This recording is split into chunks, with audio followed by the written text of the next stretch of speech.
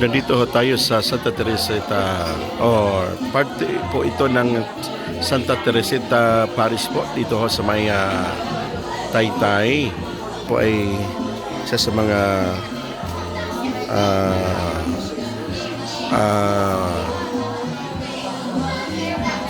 ano sa ating obispong Broderick Pabilio ang nasasakupan po niyang diocese dito ho sa Santa Teresita Parish na kung saan sila po ay nagpastoral visit ho. First time po niyang napunta ho dito sa lugar na ito na kung saan nasa tuktok ho tayo ng bundok. Ayan po.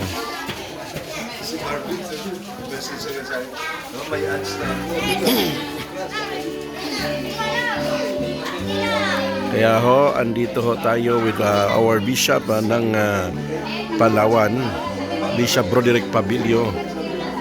At kasama po ang kanyang chancellor, no other than Reverend Father Philip Tan, at ang parish priest po ng Santa Teresita Parish. Ito, ayan ho. Amen.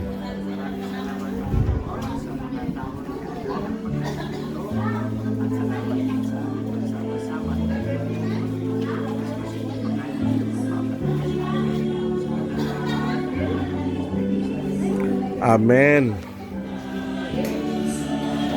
So ito po yung binisita ho ng ating obispo kasama po ang Chancellor Father Philip Tan. Sige. It's October 9, 2023. Thank you so much. Bye-bye. Kain muna tayo dahil it's alas 11 na po ng umaga.